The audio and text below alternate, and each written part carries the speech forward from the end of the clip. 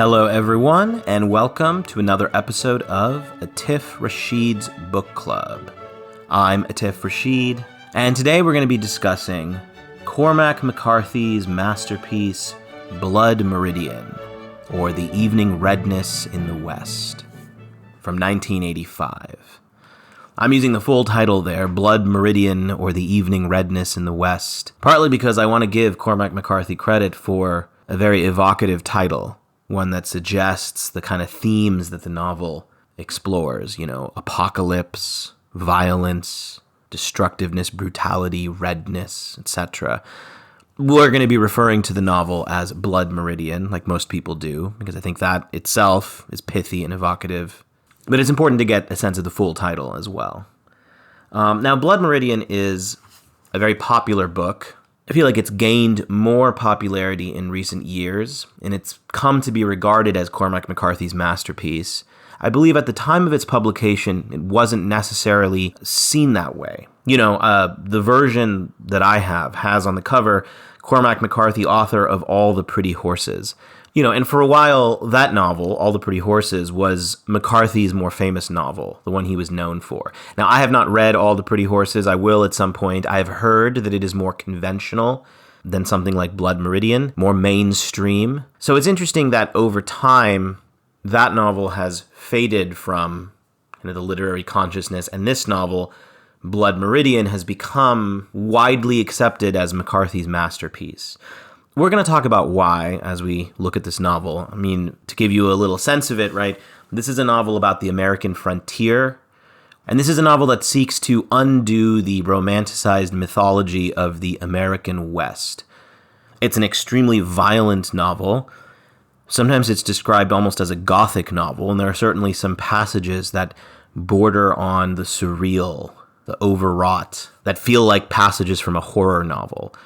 I will simply say it is one of the most violent novels that I have ever read and one of the most disturbing novels that I have ever read.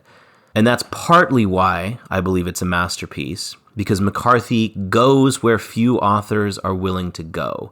What is the virtue, you could say, of a novel that depicts the American frontier with such a level of violence? Well, this novel came out in 1985. Vietnam was over by this point, but you sort of have the lingering pessimism around the idea of the American empire. And over time, from 1985 to the present, American history hasn't exactly gotten rosier.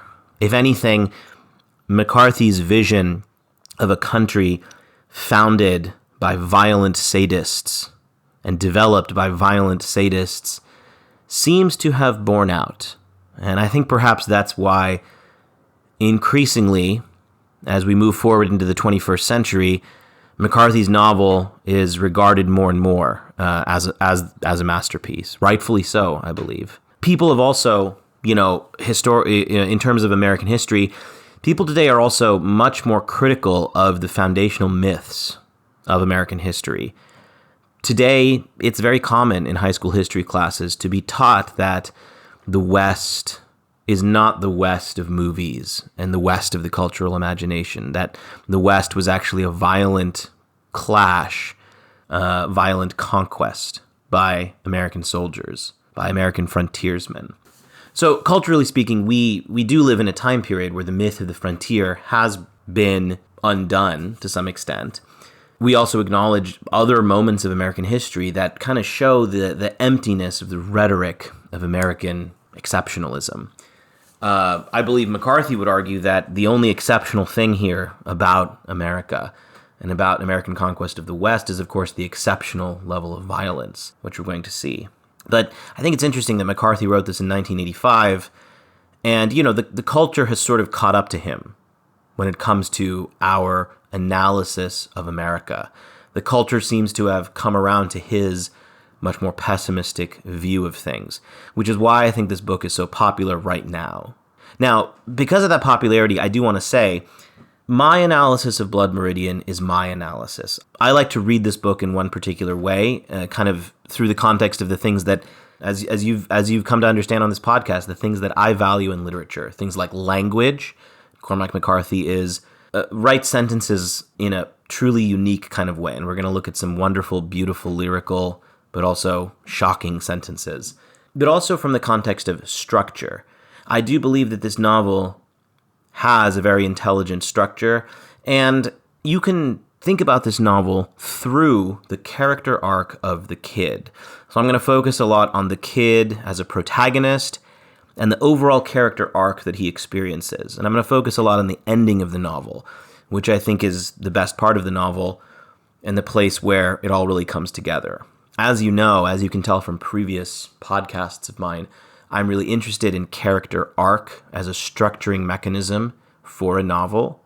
When I teach novel writing in my creative writing classes at UCLA Extension, I often highlight and emphasize character arc as one of the most important ways of thinking about the overall progress of a novel, the way it moves from beginning to middle to end. And I think we see that here in the character arc of the kid. Now, what that means is a lot of people have lots to say and feel and think about Blood Meridian. You can go on the internet, you can go on Reddit, you can go on Twitter, you can go on Substack, you will find all kinds of analyses and interpretations of Blood Meridian that are fascinating and really interesting. Some people take the historical approach and think about the Glanton Gang as an actual historical gang, and how Cormac McCarthy is taking the real historical figures and kind of exaggerating them. That's a very interesting analysis, but again, I'm not so interested in historicist readings on this podcast, as I've said before. I try and stick with the text itself. Not that historicist readings are not interesting. I think they're fascinating, but they require a level of work and a level of knowledge that goes a little bit beyond what I want to do here. I want to focus more on the text itself, the language itself, and draw our conclusions from that. There are also fascinating philosophical analyses of Blood Meridian about what the judge really represents, articles that really dive into every one of his speeches and kind of untangle the different philosophical references he makes, right? Nietzsche, Schopenhauer, whoever, right? I'm not a philosopher. I haven't really read my Nietzsche, so I'm not going to comment on those things. Again, I will stick with the text itself, the characters themselves, because as a novelist and as a writer, those are the things I'm interested in: language, structure, character. So that's going to be my perspective. What that means is there might be passages that you, the listener, consider to be your favorite that I don't cover at all. That's invariably going to happen with this book, as well as, it's already happened with other books. My first podcast on Brideshead Revisited, there were many wonderful sections of that novel that I had to skip because in, 45 minutes to an hour, we don't really have time to get into everything within a novel. And that's going to be the case here too. There's going to be a lot of wonderful passages that we're going to have to skip, but hopefully the passages that I have chosen hopefully provide a good snapshot and microcosm of what this novel is like and what the experience of reading this novel is like. All right, let's start at the very beginning because I think it's useful to look at the very opening to get a good sense of Cormac McCarthy's prose style. And chapter 1, there's a few passages I want to look at with chapter 1. So the opening, and then of course the introduction of Judge Holden, who is the antagonist of the novel and perhaps the novel's most memorable and interesting character. So looking at the very beginning, first of all, take note of the chapter subheadings. Lots of novels kind of use this convention. McCarthy here, in kind of a postmodern style, you could say, is the conclusion you could draw is that McCarthy is using certain literary styles from the past. We're going to see this in some of his language as well, to tell a very modern and postmodern tale.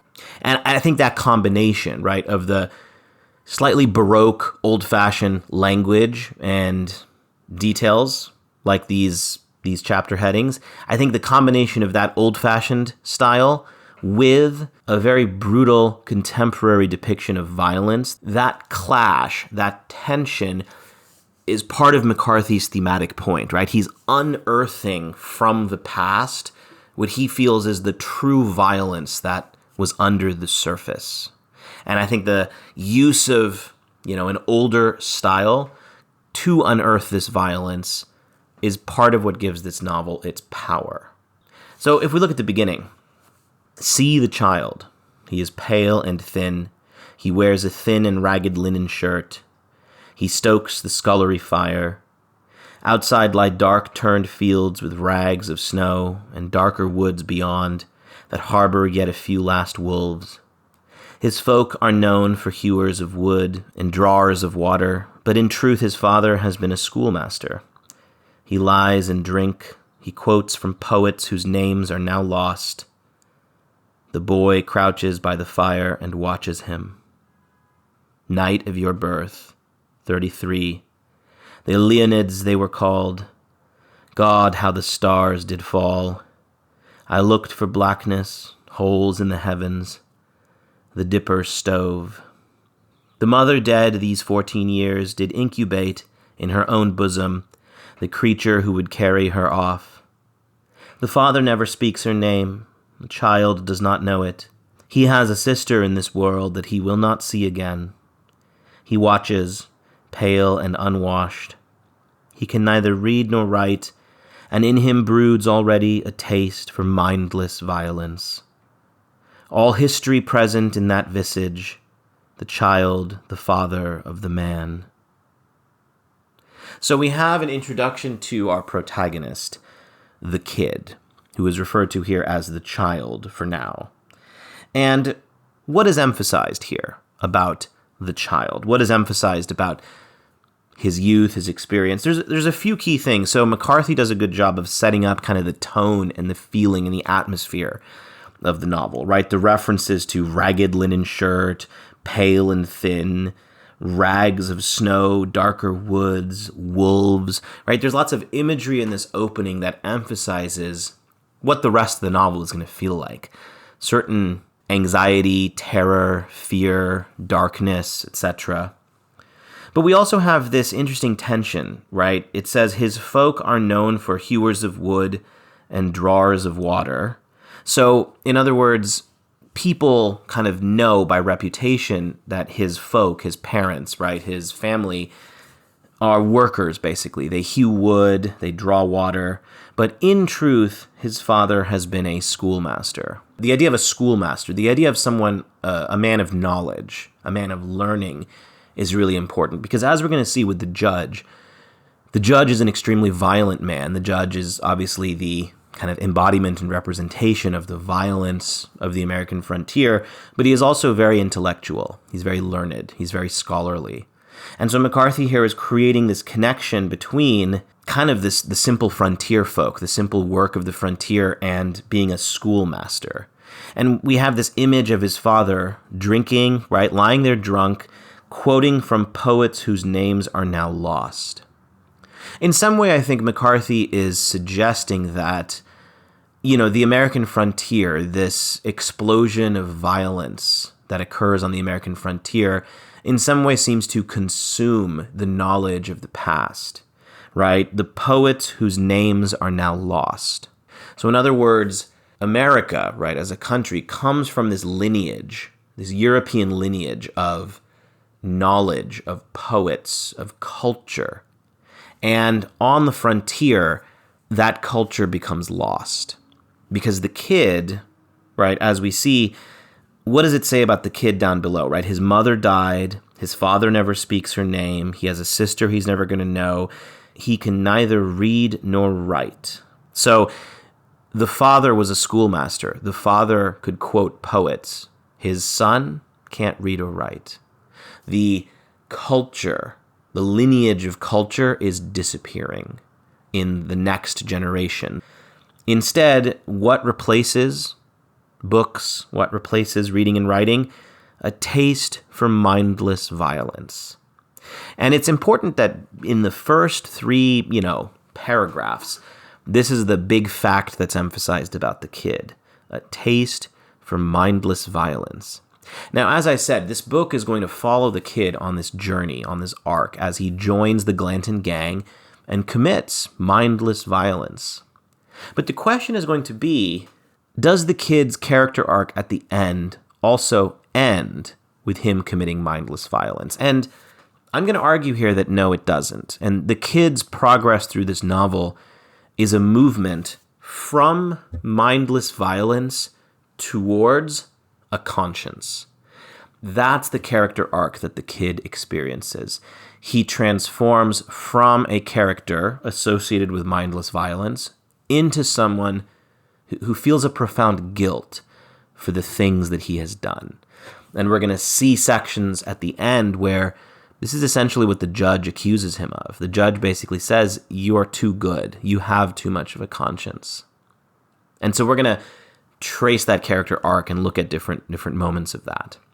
So one other section in the opening chapter that I want to look at, let's take a look at the introduction of the judge himself. Our big antagonist, our big villainous figure. So the introduction of the judge, right? It's a few pages into chapter 1, so still in the first chapter. The kid is in a tent listening to a sermon by a reverend, and the judge enters. So, an enormous man, dressed in an oilcloth slicker, had entered the tent and removed his hat. He was bald as a stone, and he had no trace of beard, and he had no brows to his eyes, nor lashes to them. He was close on to 7 feet in height, and he stood smoking a cigar, even in this nomadic house of God, and he seemed to have removed his hat only to chase the rain from it, for now he put it on again.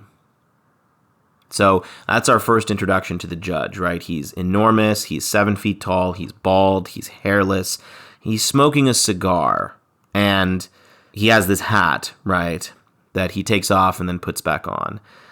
What's important there is, and this is something we'll see with Cormac McCarthy's writing style, he really doesn't like using commas. Something about the way he writes, he does not want you to pause artificially in the sentence with a comma. In a way, I think there's something very magnetic about this style, because when you read a sentence with no commas, you're forced to really focus on the syntax itself. There's no help to help pace the sentence, to help you establish the rhythm. The rhythm becomes almost a little unnatural. You expect a comma as a reader, you don't get a comma. Right, so this first sentence, an enormous man dressed in an oilcloth slicker had entered the tent and removed his hat. Okay, that's fine. We don't need commas in that sentence. But the next one, he was bald as a stone, and he had no trace of beard, and he had no brows to his eyes, nor lashes to them. Now, in traditional grammar, you would put a comma after stone, because that's an independent clause. You would put a comma after beard, because that's another independent clause. Cormac McCarthy chooses not to do that. And what that suggests is because there's no commas, because there's no natural pauses, the rhythm of the sentence doesn't have that naturalness to it. Instead, it's just this rush of descriptions linked with the word and. It's like a train moving forward, right? There's an energy to the sentence that's created by the removal of the commas. Same thing with the next sentence. He was close on to 7 feet in height, and he stood smoking a cigar, even in this nomadic house of God, and he seemed to have removed his hat only to chase the rain from it, for now he put it on again. Right? No commas, just straight string of words moving with momentum towards the end of the sentence. And it's that momentum and energy that gives the whole novel this power, and you see it even on the sentence level. That's part of what makes this novel so well written, right? When we talk about what is well written, well, it's a conscious decision that the writer makes to create a certain effect. And here we see throughout the novel the lack of commas. It's not that there are no commas in the novel. There are commas at certain points in the novel, but McCarthy avoids them whenever he can. And here, in this description of the judge, we just have this barreling forward, right? This series of words moving to the period, moving to the conclusion of the sentence. If we keep reading, the Reverend had stopped his sermon altogether. There was no sound in the tent. All watched the man. He adjusted the hat and then pushed his way forward as far as the craterboard pulpit, where the Reverend stood, and there he turned to address the Reverend's congregation. His face was serene and strangely childlike. His hands were small. He held them out. "Ladies and gentlemen, I feel it my duty to inform you that the man holding this revival is an impostor. He holds no papers of divinity from any institution recognized or improvised. He is altogether devoid of the least qualification to the office he has usurped, and has only committed to memory a few passages from the good book, for the purpose of lending to his fraudulent sermons some faint flavor of the piety he despises. In truth, the gentleman standing here before you, posing as a minister of the Lord, is not only totally illiterate, but is also wanted by the law in the states of Tennessee, Kentucky, Mississippi, and Arkansas. So the first thing the judge says is he accuses the reverend of being an imposter. This is important, and even the positioning of the judge in the scene, he sort of, he walks up to the front, he stands where the reverend stood. In other words, he goes to where the reverend is standing in front of the pulpit.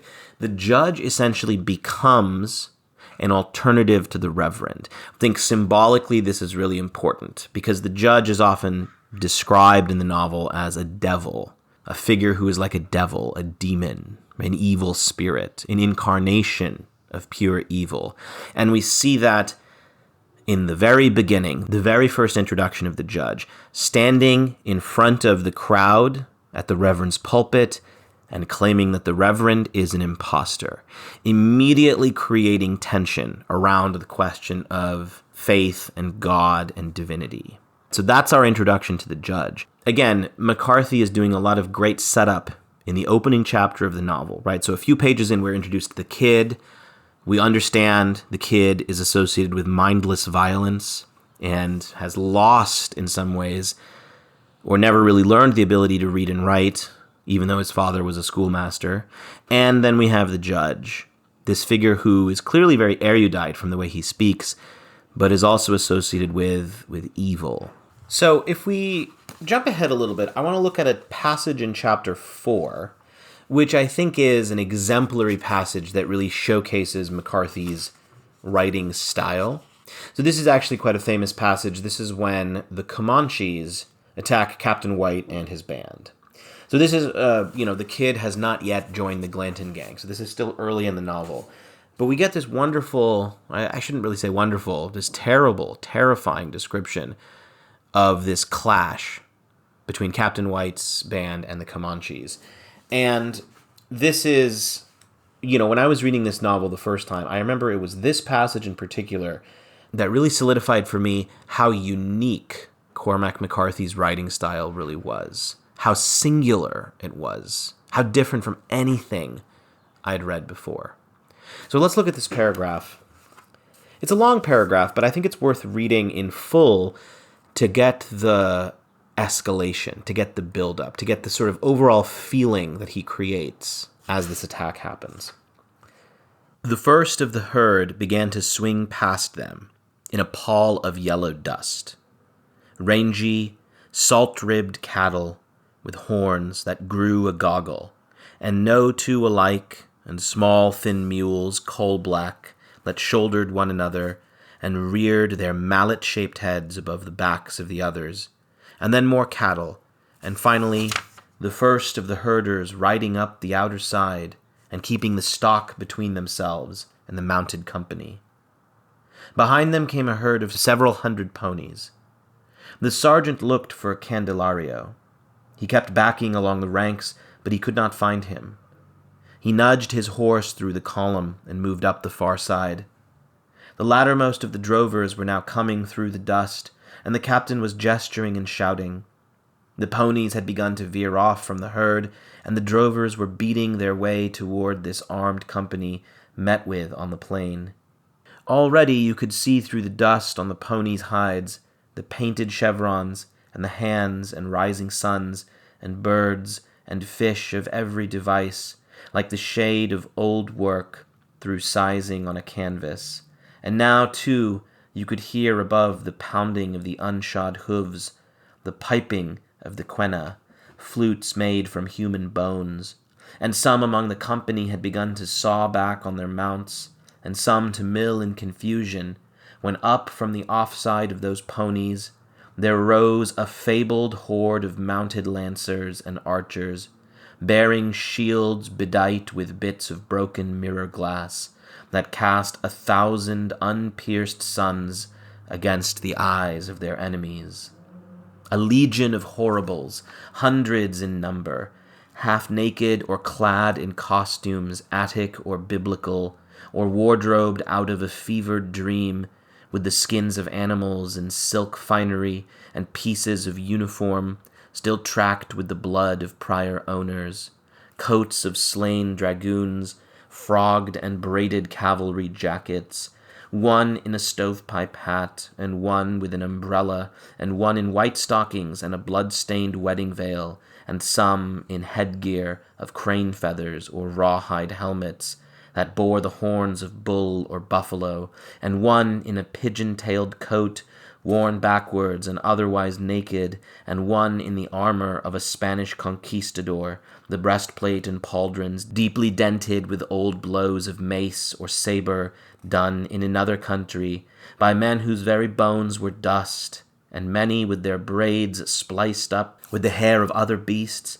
until they trailed upon the ground, and their horses' ears and tails worked with bits of brightly colored cloth, and one whose horse's whole head was painted crimson red, and all the horsemen's faces gaudy and grotesque, with daubings like a company of mounted clowns, death hilarious, all howling in a barbarous tongue, and riding down upon them like a horde from a hell more horrible yet than the brimstone land of Christian reckoning, screeching and yammering and clothed in smoke, like those vaporous beings in regions beyond, right knowing where the eye wanders and the lip jerks and drools. All right, so I mean that is an incredible passage, right? A description of essentially this is the description of a band of Comanches. But what's important here is, we'll analyze the long descriptions here. It's not meant to be a realistic depiction necessarily of what the Comanches look like. Instead, McCarthy is emphasizing an almost surreal kind of aspect to them.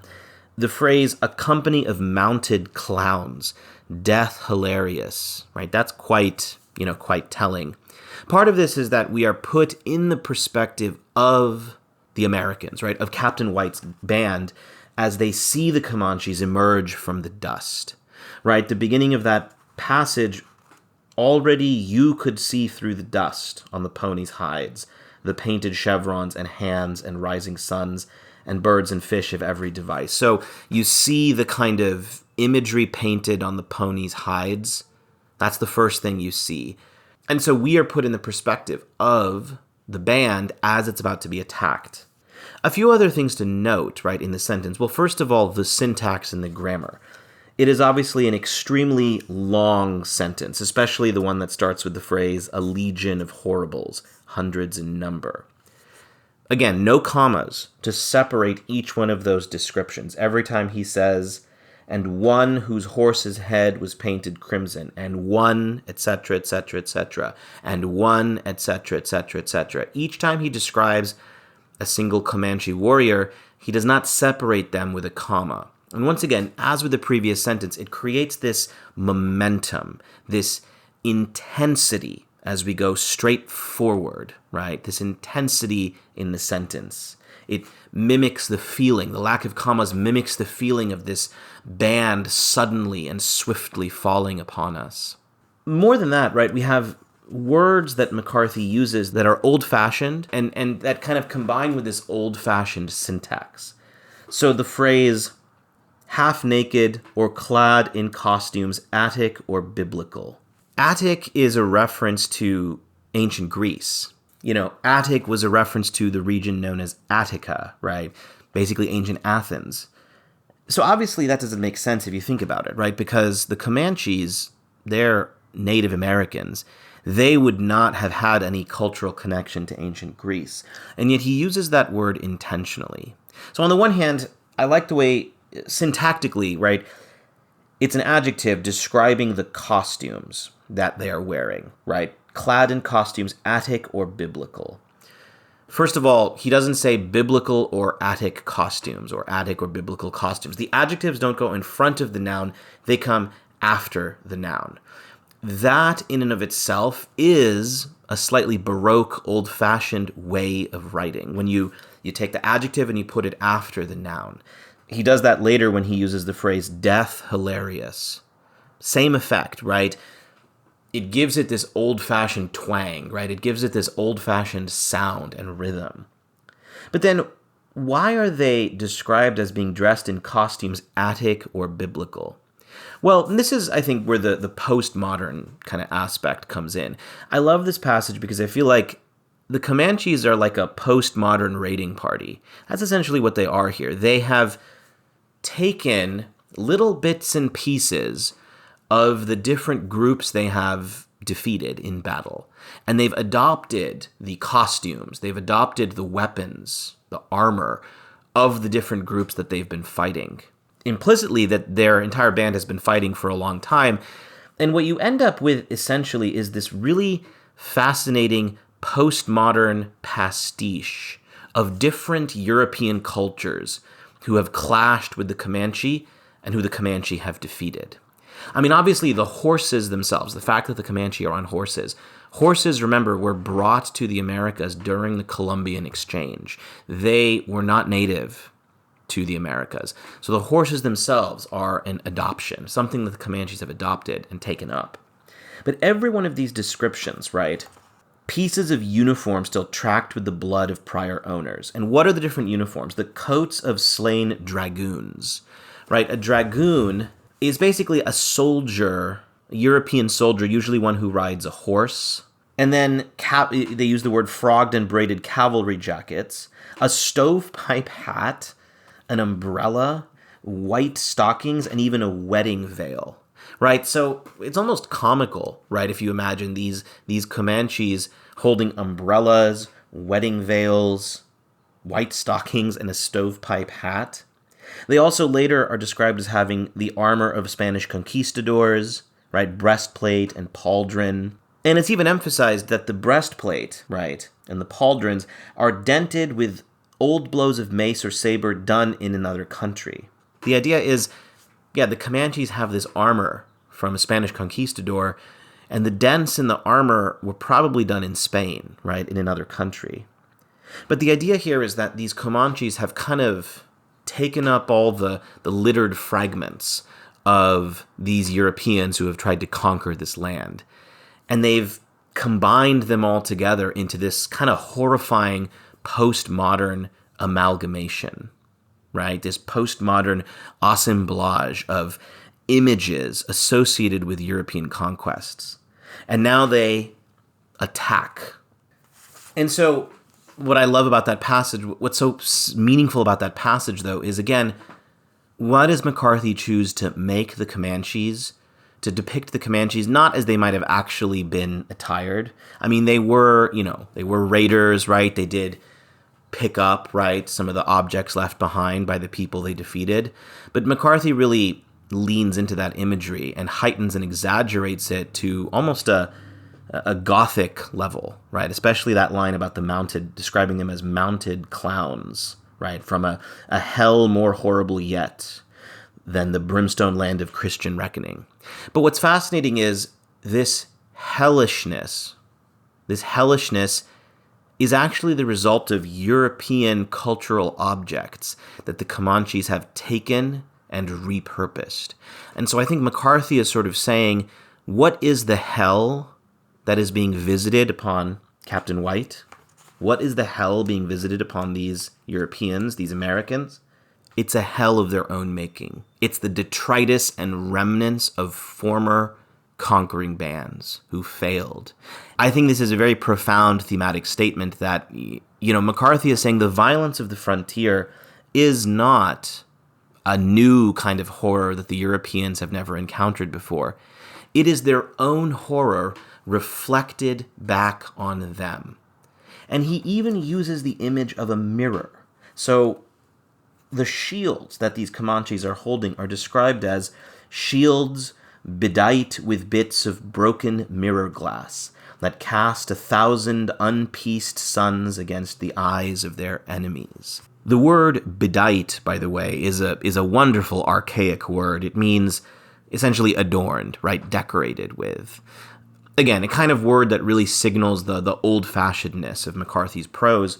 But also, what does it mean, right? These Comanches are holding shields in which these broken pieces of mirror glass, right? These broken mirrors are essentially glued and decorated the shields are glued with these broken pieces of mirror glass, and it's reflecting, right, the sunlight back at the Europeans. Again, it's a wonderful symbol. The idea is the Europeans are being attacked by mirrors, right? They are being attacked by shields made of mirrors. Quite literally, they are being attacked by themselves. They are being attacked by a hellish, horrible version of themselves. And that's what I love about this passage, right? McCarthy is using the Comanches to highlight that the violence that Americans and Europeans bring upon the frontier and bring to this land is being returned to them, is being reflected back at them. And that's the significance of this passage. That's why it's so brilliant. And it happens, right? It happens quite early in the novel. It happens in chapter 4. And it's I like to think of it as it's a showcase moment for McCarthy, to showcase the brilliance of his prose. I always say to my students, you really have to, in the beginning of your novel somewhere, really show your reader what this novel is going to be about. Really demonstrate for your readers what's going to happen. This passage where the Comanches attack, this is that. This is McCarthy's way of doing that, of saying to the reader, this is what you're in for. This is the kind of novel this is going to be. Now from here, right, a lot of the middle of the novel, right, especially once the kid joins the Glanton gang, a lot of the middle of the novel is simply the Glanton gang, right, and the violence they commit as they go scalp hunting across the American West. This is the section also where we really get several of the judge's sermons. And they should be thought of as sermons because remember we talked about how at the beginning the judge is kind of like an anti-reverend, an anti-priest. He appears to challenge the reverend and essentially becomes the new evil version of a holy figure. And the judge gives these sermons throughout the novel, these long speeches on things like the meaning of war. These are some of the most famous passages in Blood Meridian. This is where these passages are often quoted a lot. The judge kind of making declarations, right, about the meaning of war. It's where we get the judge's kind of profound nihilism, right? The judge's profound nihilism around questions of morality and questions of violence. I just want to read a few examples of these sermons just to give you a flavor and a sense, right, of some of this. And I think these are going to pay off when we get to the end, right? The question essentially is going to be, is the judge right? You know, is the judge right about his worldview? That's the question at the heart of Blood Meridian, because the judge has this nihilistic and evil worldview. And McCarthy's essentially asking this question, well, is the judge correct even though he's evil? Is this really how the world is? We've talked a lot about novels in which the antagonist ends up being correct. Right? Last week we looked at Tinker, Tailor, Soldier, Spy, and we emphasized that the antagonist of that novel ends up being right. I'm going to suggest here that McCarthy, by the end, shows us, through the character arc of the kid, that the judge is actually wrong, that the judge is not correct, that many of his most nihilistic sentiments actually get undermined by the kid's moral transformation. And that's why I think it's funny, kind of dark, that, you know, these quotes from the judge, they often get quoted by people kind of out of context. And sometimes people think, oh, Cormac McCarthy himself is so bleak and nihilistic. But remember, Cormac McCarthy is not the judge. The judge is an antagonistic figure. Cormac McCarthy doesn't necessarily agree with the judge's ideas, but he presents the judge in order to show us, here is how a nihilist thinks. Here is how a nihilist justifies this violence that we've been witnessing. And the judge, I mean, he's essentially America, right? He is the violence of America opened up and showcased to us. Let's look at one of his little sermons, right? This is in chapter 14, kind of towards the end. So the judge is writing, right? Usually this is when the band is gathered around the fire at night after, a day of killing. Whatever exists, he said, whatever in creation exists without my knowledge exists without my consent. He looked about at the dark forest in which they were bivouacked. He nodded toward the specimens he'd collected. So the judge also, in this kind of twisted Linnaean twisted version of like Enlightenment classification and Enlightenment knowledge, he collects specimens, right? He is an intellectual in some ways, but he is a pretty dark intellectual. These anonymous creatures, he said, may seem little or nothing in the world, yet the smallest crumb can devour us. Any smallest thing beneath yon rock out of man's knowing. Only nature can enslave man, and only when the existence of each last entity is routed out and made to stand naked before him will he be properly suzerain of the earth. What's a suzerain? A keeper or overlord. Why not say keeper then? Because he is a special kind of keeper. A suzerain rules even where there are other rulers. His authority countermands local judgments. Toadvine spat. The judge placed his hands on the ground. He looked at his inquisitor. This is my claim, he said, and yet everywhere upon it are pockets of autonomous life. Autonomous. In order for it to be mine, nothing must be permitted to occur upon it, save by my dispensation. Toadvine sat with his boots crossed before the fire. No man can acquaint himself with everything on this earth, he said. The judge tilted his great head. The man who believes that the secrets of the world are forever hidden lives in mystery and fear. Superstition will drag him down. The rain will erode the deeds of his life. But the man who sets himself the task of singling out the thread of order from the tapestry will, by the decision alone, have taken charge of the world, and it is only by such taking charge that he will effect a way to dictate the terms of his own fate. So, what is the judge saying? He's talking about, essentially, the idea of will. I'm not going to get into Nietzsche or anything like that, so I'm just going to focus on the text here. I'm not going to try and connect the judge's ideas to other philosophical traditions.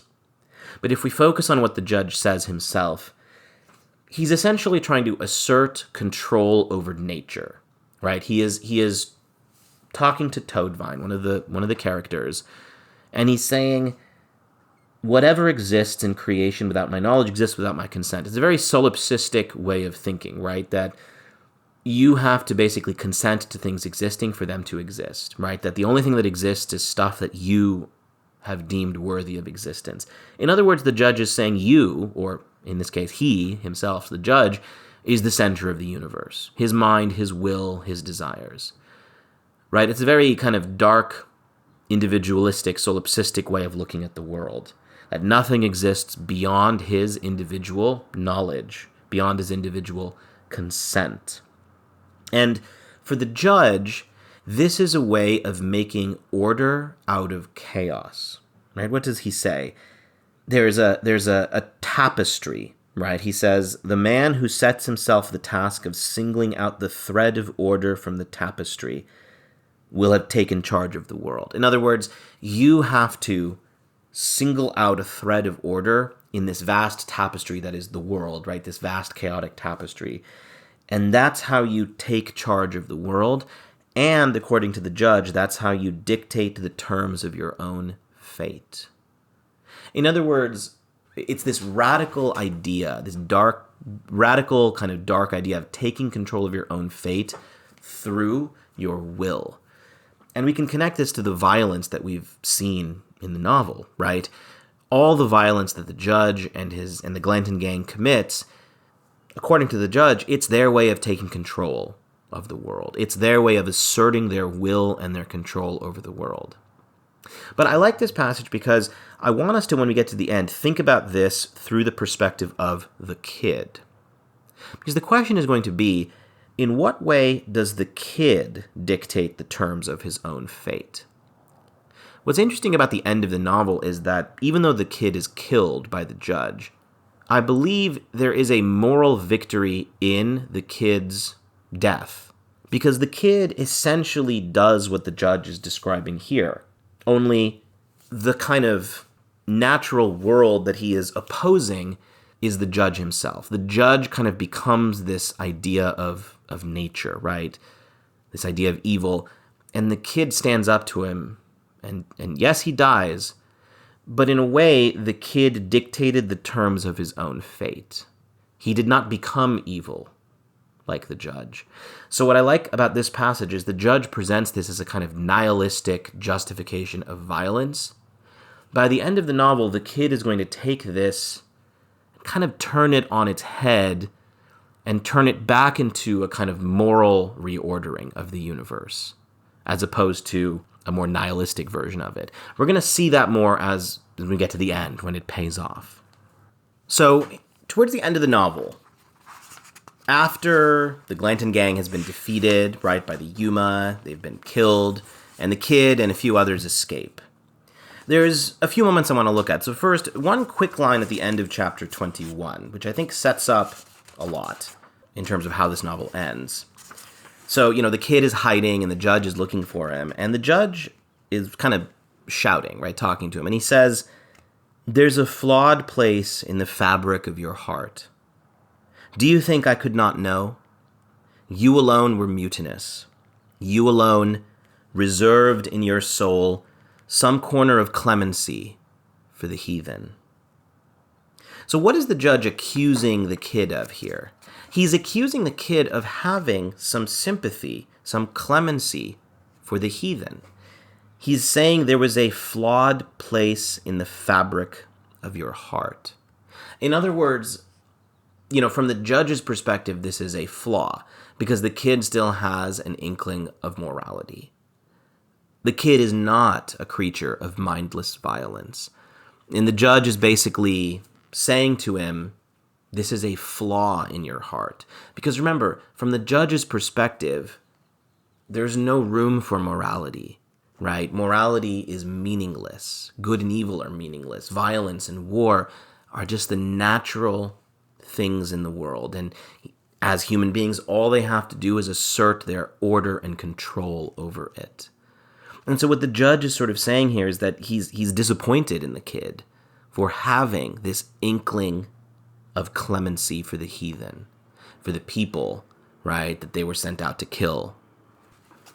So then later in chapter 22, the kid is in San Diego and he's arrested, right? And the judge comes and visits him in prison. And we see a kind of return to that same idea, that the judge is angry almost, is not angry so much, but disappointed in the kid for having this inkling of morality in his heart. So this is sort of at the beginning of chapter 22. He looked down the hallway. This is the judge. "Don't be afraid," he said. "I'll speak softly. It's not for the world's ears, but for yours alone. Let me see you. Don't you know that I'd have loved you like a son?" I mean, that's key, because the judge is basically like a surrogate father figure for the kid. Remember at the beginning, the novel opens with the kid's father dying, basically. And the kid's father is described as a school teacher reciting these poets whose names he's forgotten. The kid, meanwhile, never learns to read and write and sinks into mindless violence. And so in a way, the judge is one potential father figure for the kid. This avatar of violence, this avatar of meaningless nihilistic violence, for this avatar for the will. And here, it's like the father has come to claim the kid, to say, "I would have loved you like a son." And what is the kid's response? So he reached through the bars. This is the judge. "Come here," he said. "Let me touch you." The kid stood with his back to the wall. "Come here if you're not afraid," whispered the judge. "I ain't afraid of you." So the kid does not come to the judge. The kid does not come to his surrogate father figure. The kid is rejecting the judge. And this is the arc that I'm talking about in the novel, right? That the kid begins the novel as a person associated with mindless violence. He joins this gang. He commits these acts. He's seduced and drawn into the judge's orbit. But at the end, he is going to reject the judge. And that, I believe, is McCarthy's way of reasserting a morality in this novel full of amoral characters. And that's why I don't believe the people who say that McCarthy himself is a nihilist. No, I think as we see through the figure of the kid, McCarthy is presenting a character who might have participated in the violence, but who is deeply, who is deeply affected by what he's done, and is trying to reassert his own sense of moral order in this chaotic universe in the face of the judge. We're going to look at more chapters like that, but let's keep reading this conversation between the judge and the kid here. The judge smiled. He spoke softly into the dim mud cubicle.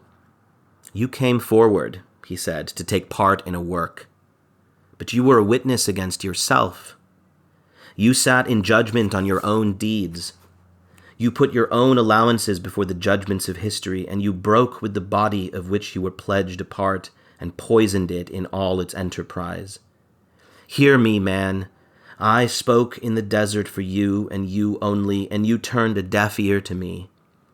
If war is not holy, man is nothing but antic clay.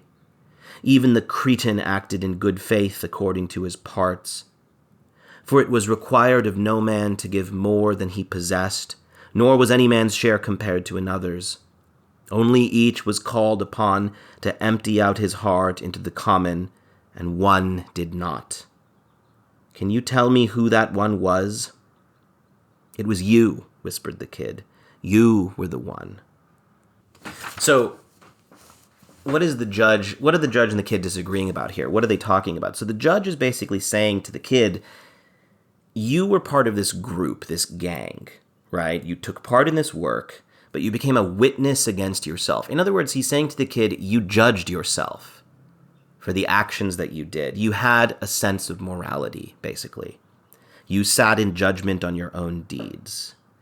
And he says that he broke with the body of the rest of the group, right? That in other words, and he says at the end, like everyone in this group, everyone in this gang was called to empty out his heart into the common, and one did not. So he is saying to the kid, essentially, you are different from everyone else. Everyone else emptied out their hearts. They basically essentially shed their morality, but the kid did not. The kid continued to be a judge against himself. Now, ironically, the kid says, no, you were that one. And this is where the word judge, I think, is really important. The judge is saying to the kid, you sat in judgment on your own deeds. The judge is basically calling the kid a judge. And the kid says, no, you are the judge. You're the one who's different from everyone else. The kid is basically making this accusation against the judge, right? The judge has this idea that everyone in the group emptied out their hearts and became part of this collective. And the kid is rightfully pointing out that actually that's not the case. The judge did not do that. The judge remained separate. That's one of the really interesting the fact that he's called the judge, right? Judge Holden is really important because what is a judge?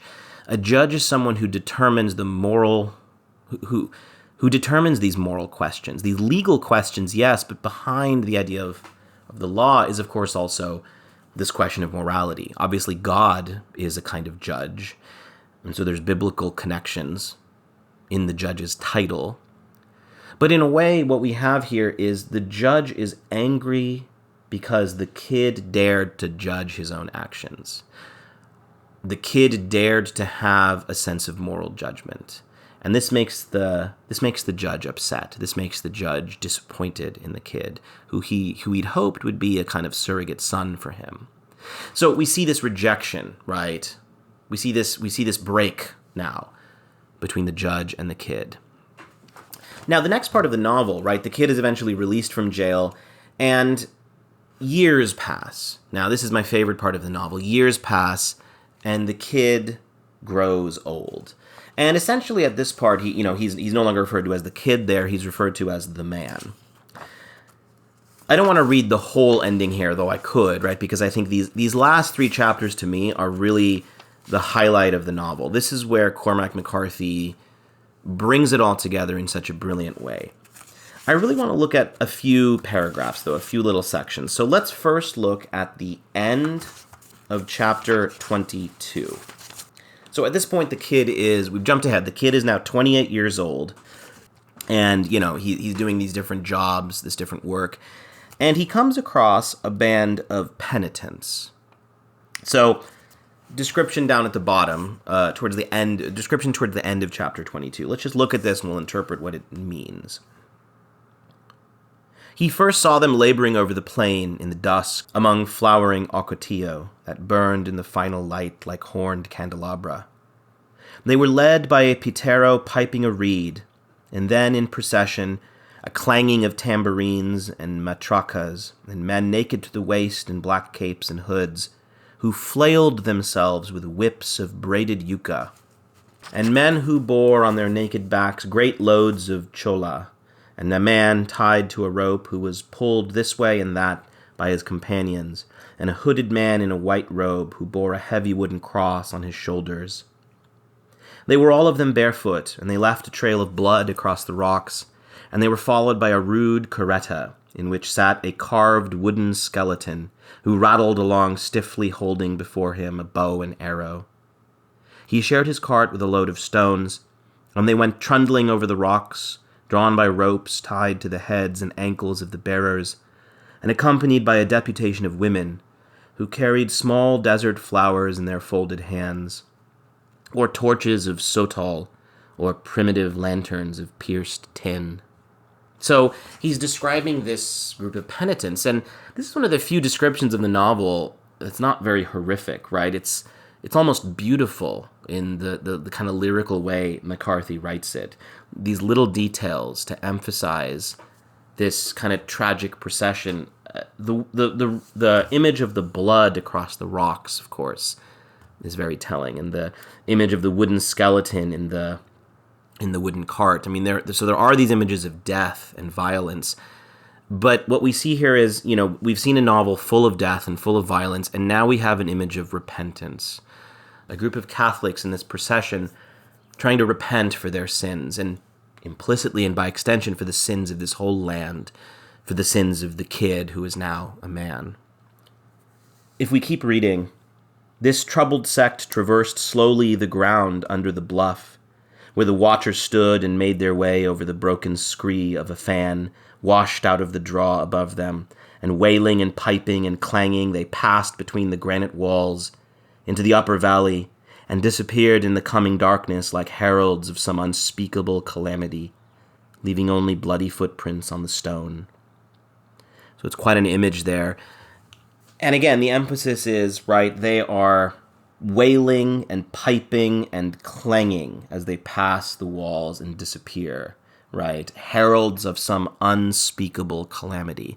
But of course, they're not really heralds of it because we've already witnessed the unspeakable calamity. Right? They're not really heralds because it's already happened. The calamity has already happened. So then the kid basically goes to try and find them. So let's look at, he basically finds the pilgrims and they've been butchered. The company of penitents lay hacked and butchered among the stones in every attitude. Many lay about the fallen cross, and some were mutilated, and some were without heads. Perhaps they'd gathered under the cross for shelter, but the hole into which it had been set, and the cairn of rocks about its base, showed how it had been pushed over, and how the hooded altar Christ had been cut down and disemboweled, who now lay with the scraps of rope by which he had been bound still tied about his wrists and ankles.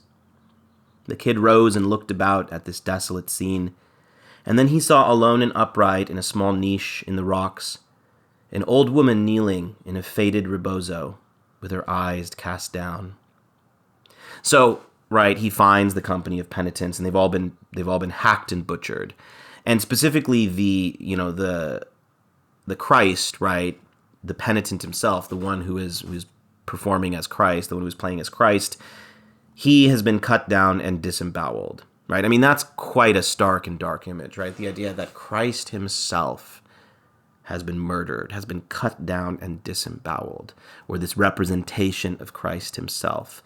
Again, this is the brutality and the darkness of McCarthy. Even the penitents are not spared. Even the penitents end up being butchered and destroyed. This is McCarthy's way of really highlighting the violence of the frontier. Not even a group like this is saved. But then the kid sees what he thinks is this old woman. So continuing on, He made his way among the corpses and stood before her.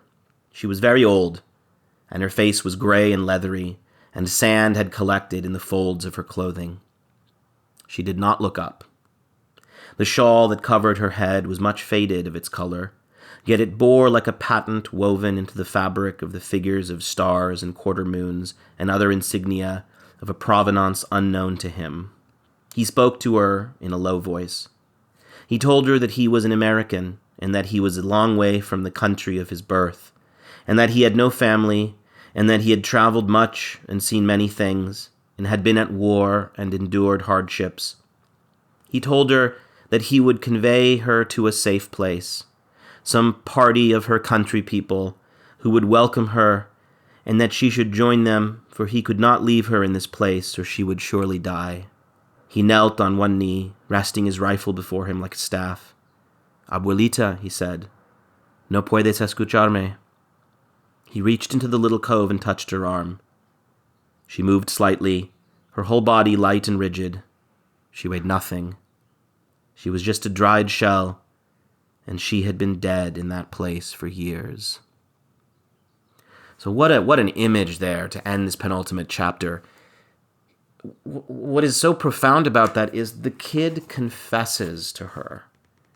I mean, he's essentially confessing his crimes. Again, this question of the kid's arc in the story. He began, right, as a character associated with mindless violence. Look where he's ended up. He is trying to confess his sins to this woman. He is trying to confess the sins to this kneeling woman who represents penitence, right? Look at the description. She's wearing this shawl, right, that is woven with the fabric of the figures of stars and quarter moons, right? It's kind of this beautiful shawl. He speaks to her, and what does he say? He says, the first thing he says, he told her he was an American, because that's the first thing he has to atone for, is being an American. That's the brutal truth that McCarthy wants to emphasize, that his very identity as an American is built on violence, is built on devastation. He has to atone for being an American. He has to atone for war and hardship. And what does he say? He wants to help her. He wants to accompany her to a safe place. But she's dead. And not only that, she has been dead in that place for years. And so what does that suggest, right? The penitents that he saw earlier, were the penitents a kind of figment of his imagination? Were the penitents a mirage that he imagined? Because here, everyone has been dead for years. And so it almost leads us to think that the penitents were a projection of the kid's imagination. He saw them traversing the wilderness, this historical congregation who had long been dead. And what does it mean that the kid imagined this group of penitents? What does that mean? It tells us that deep down in his soul, he desires repentance. He desires to atone for what he has done. I find that very profound, and I find this passage to be the most moving and profound part of Blood Meridian, because it's not just a book of mindless violence. It's a book about a young man who participated in mindless violence, who is trying to atone for that mindless violence. And, of course, that is the story of America, right? America, a country built on violence. A country built on violence, and all of us, like the kid, trying to atone for it. Trying to atone for it. And, of course, can we atone for it? That's the question that McCarthy is leaving here to the last chapter, because here, his attempted atonement is unsuccessful. The woman he tries to confess to and save is long dead. McCarthy seems to be suggesting that the traditional methods, the traditional ways of atoning for one's sins no longer work. Even Christ is dead, right? Even Christ has been butchered and is dead. So then how does one atone? How does the kid conclude his story arc? And this is what leads us to the final brilliant chapter of this novel. So let's look at the final chapter. So essentially in this final chapter, we have one last conversation between the judge and the kid.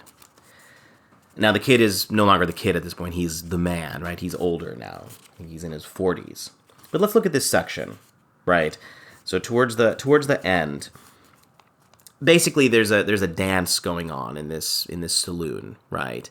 And the judge wants the kid to dance, right? The judge wants the kid to dance. And the kid does not want to dance. And that's important because for the judge now, dancing seems to represent this ultimate expression of nihilism in this final chapter. So if we look towards the end of this chapter, right, where the judge is talking to the kid now, right? The judge is talking to him. "Drink up," he said. "The world goes on. We have dancing nightly, and this night is no exception. The straight and the winding way are one. And now that you are here, what do the years count since last we two met together? Men's memories are uncertain, and the past that was differs little from the past that was not." So what is the judge saying to the kid? He's giving him a drink. He's saying, drink up and let's dance, and let's forget about the past. Not just that, he's kind of saying there is no past. The past does not matter. Because he says the straight and the winding way are one. In other words, two different paths, one winding, one straight, they both end up in the same place. So what does it matter what happened in the past? As he says, the past that was differs little from the past that was not. The judge is basically saying it doesn't matter what you did. Don't think about it. Don't feel guilty for what you did. Just dance. Just enjoy the dance. And we're going to see what the kid's decision is in response to this request. So the judge says, "Where is yesterday?" Jumping ahead a little bit. "Where is yesterday? Where is Glanton and Brown, and where is the priest?" He leaned closer. "Where is Shelby, whom you left to the mercies of Elias in the desert? And where is Tate, whom you abandoned in the mountains? Where are the ladies, the fair and tender ladies with whom you danced at the governor's ball, when you were a hero anointed with the blood of the enemies of the republic you'd elected to defend? And where is the fiddler, and where the dance? I guess you can tell me. I tell you this, as war becomes dishonored and its nobility called into question, those honorable men who recognize the sanctity of blood will become excluded from the dance, which is the warrior's right, and thereby will the dance become a false dance, and the dancers false dancers. And yet there will be one there always who is a true dancer. And can you guess who that might be?" So what is the judge saying? He's essentially saying, he's asking these rhetorical questions. Where are all these people we traveled with? Where is everyone you saved and didn't save? They're all dead. In other words, they all reach the same place. It's all meaningless. He's kind of getting the kid to question morality. He's saying, what does it matter? Because in the end, they all died. We're all dying. Everyone's dying. All these people are dead. So what does it matter? And then he's talking about this idea of the dance, right? As war becomes dishonored and its nobility called into question, those honorable men who recognize the sanctity of blood will become excluded from the dance, which is the warrior's right. So he's sort of saying, like, people who see war as dishonorable, it's going to sully the idea of the dance, but there will be a true dancer, right? He's talking about himself. He's saying there is a true dancer. And he says, so the kid responds, "You ain't nothing. You speak truer than you know. But I will tell you, only that man who has offered up himself entire to the blood of war, who has been to the floor of the pit and seen horror in the round and learned at last that it speaks to his inmost heart, only that man can dance." So he's kind of saying, again, it's an expression of nihilism. He's saying, what is a true dancer? A true dancer is someone who has fully committed himself to this nihilistic idea of war, who has seen the true horrors, right, and learned that it speaks to the inmost human heart. So he's sort of telling him, essentially, to the kid, you could be a true dancer because you have experienced all of this. But what does the kid say? Even a dumb animal can dance. And that, to me, is the essence of the novel here. Even a dumb animal can dance. With that line, the kid is rejecting the judge and saying to the judge, no, I will not become this dancer that you want me to become. I will not give up everything and admit your nihilism. And the judge responds, "Hear me, man," he said. "There is room on the stage for one beast and one alone. All others are destined for a night that is eternal and without name. One by one, they will step down into the darkness before the footlamps. Bears that dance, bears that don't. But what's important there, the scene ends there, but what's important there is the kid does not agree with the judge. The kid rejects the judge in that moment. And then the kid basically, he goes up and sees a prostitute. He comes back down. He sees the dancers, but he doesn't join them. He rejects the dance, and he goes outside. And basically, he goes into the outhouse, right? He opens the door. The judge is there, right? And he's naked. And what happens? He was naked, and he rose up smiling and gathered him in his arms against his immense and terrible flesh and shot the wooden bar latch home behind him. So implicitly, right, the kid is killed by the judge. Not just killed, but kind of like consumed by the judge. And we have this ending scene of the judge fiddling and dancing. A remarkable ending, right? A very famous ending. For me, though, what's fascinating about that ending is the kid is not there. The kid is not dancing. The kid has been killed, eaten, consumed, whatever you want to say. Why is that important, and why is that significant? For me, it's significant because the kid does not give in to the judge's nihilism. In the end, he rejects the judge's worldview. The judge, basically, in this final scene, wants the kid to dance. He wants the kid to join the dance because he says the dance represents the final expression of nihilism, right? That the past is meaningless, time is meaningless, everything you've done in the past is meaningless. All you can do is become the dancer, become the ultimate nihilistic subject who is untroubled by the actions of the past. But the kid does not do that. The kid rejects the judge. And he gets killed for it. He gets killed in a vicious and horrible way for it. He enters the outhouse, he gets killed, he gets consumed, he gets eaten. But I think there is a profound meaning in this action, in this decision, to not join the judge. Yes, the kid is killed. But what have we seen the kid experience in this final section of the novel? Especially in that chapter that we read about the penitents. The kid has experienced profound regret. The kid has become a moral creature. The kid is not the kind of person the judge had thought he was, and he is certainly not the judge's son. And I think there is something optimistic in this, which I know sounds strange given the way this novel ends. I think there is something optimistic in this because the idea is the kid, even though he dies, he does not completely lose his soul at the end. He does not completely give in to the judge's worldview. And that is a victory for the kid. Because how did the kid begin the novel? He began the novel with a taste for mindless violence.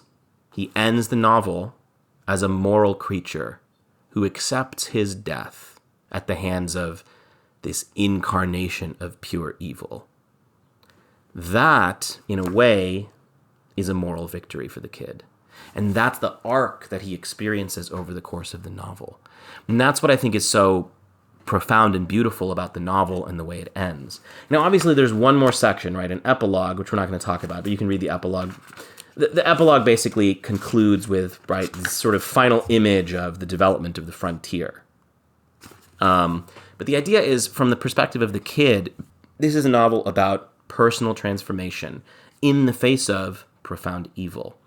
And I think it represents to us as readers a sort of message about, well, okay, we also live in violent times. We witness our government doing and acting this type of violence. How do we respond? McCarthy is saying, we could become nihilistic. We could become like the judge. We could dance. We could essentially accept his worldview that violence is natural. But that's not what the kid does.